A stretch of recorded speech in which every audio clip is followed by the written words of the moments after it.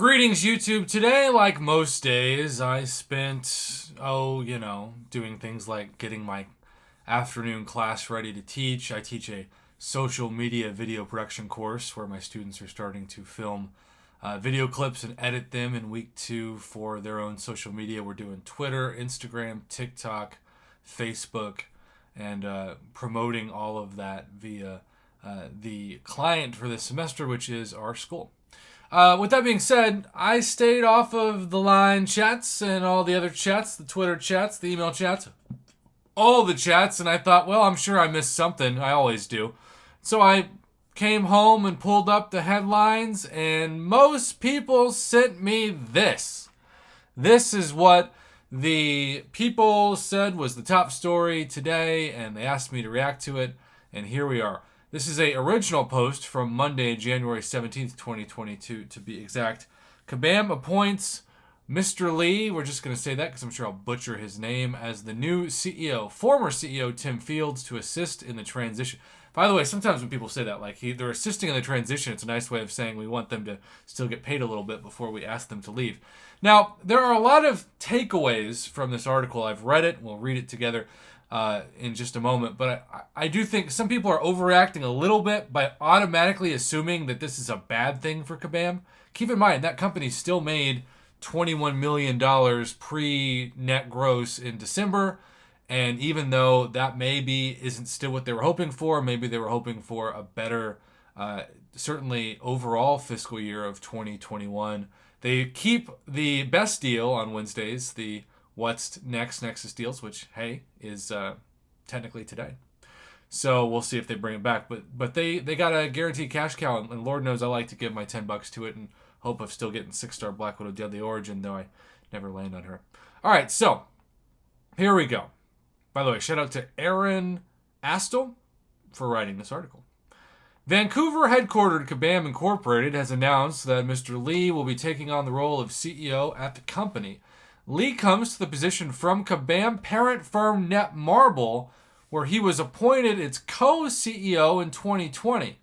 Oh, remember the Netmarble days? Weren't those just so great?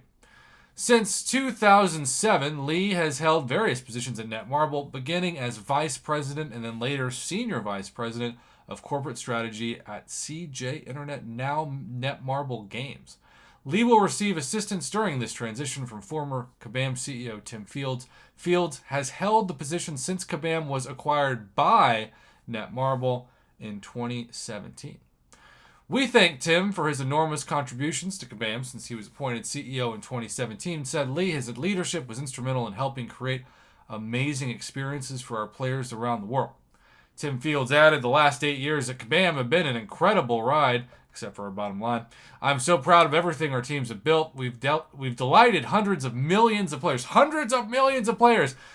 Notice how there's no mention of Realm of Champions in this announcement, right? Let's just not talk about the elephant in the room currently in our company, that the game was so bad, we have so many job openings, and we had to shut down the servers and hopefully get everybody back over to MCOC. Though if those people who are working, and I'm sure very hard on Realm of Champions, go over to Marvel Contest of Champions and don't lose their jobs, maybe all the things that have been broken for months, maybe even years, will finally get fixed. End of side rant. I've worked with Mr. Lee for years, and I know he will lead Kabam's teams to new heights of success in their mission to entertain the world, which makes Kabam sound like a really global, huge prostitute. All right, so that is page 1. Page 2.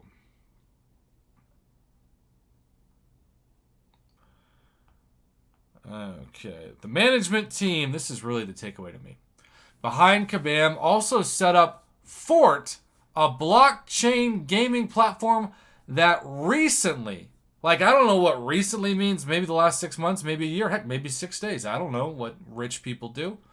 Just remember, Michael Jordan and I together are billionaires. Together. A blockchain gaming platform that recently raised $725 million to expand its blockchain metaverse. Also, metaverse absolutely sounds like something that's going to end the world. Wow. So, on one hand, people are reading this and like, uh-oh, more trouble at Kabam. They've got a new CEO. But I don't think that's the takeaway at all.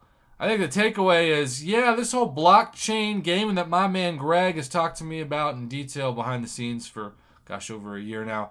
We think that's the future of gaming, so we're just going to raise $725 million. How many third world countries don't have that right now as their gross domestic product? Probably a few. To expand its blockchain metaverse. I still think the phrase blockchain metaverse is bizarre. I mean, to some of you out there, it's like, oh, prof, it's not bizarre at all. It's just what the normal terms are for 2022. Well, I guess I'm stuck in the 1990s since I spent a great deal of time on my live stream tonight talking about things like Nickelodeon in the 1990s, like Nick Jr., like Rocco's Modern Life. We talked about Pizza Hut in the 90s when you were excited to go to the buffet. Anybody remember that? Watching this, maybe? I don't know. Either way, there's so much to talk about. But I do think blockchain gaming is the future. And we're going to see at some point a transition to that. It is interesting to note that when MCOC dies, and hopefully it won't be for a few years, but you never know, I expect them to do what Realm of Champions did, which is give everybody some kind of incentive to move to the next thing, and it might be a Marvel blockchain game. I don't know. What I do know is that that's what Kabam's betting their money on. Blockchain gaming. So while there are a lot of people who are going to want to put a title in, and understandably so, that the CEO position has changed, that is not my takeaway. My journalistic takeaway, for the 2 cents that it's worth, maybe less than that, is that they are all in on blockchain gaming, and that a lot of people are, if recently they've raised $725 million. Thanks to so many people who sent me this, but specifically Mr. D. Jones is who I'm borrowing this from on the Line app. Let me know what you think in the thoughts, comments below. This is one of the things I love about having a YouTube channel. I didn't know I was going to talk about this when I woke up, right? I knew I was going to prepare for my classes, but I didn't know I was going to talk about this. And as much as I enjoy talking about the game, this obviously goes far beyond that. So always fun to bring some videos and reactions of note with news. And thanks for those continued supports of my interview series that's brand new. I think, 4 interviews deep. And if you haven't checked out my interview with the analyzer, please do. All proceeds will be doubled and going to his medical fund. So let's make sure that Summoner knows we support him and continue to just pray for him. If you can't donate, or obviously if you click on a video, it's free and it helps. But just keep him in your prayers. He appreciates it. I appreciate it. We all appreciate it.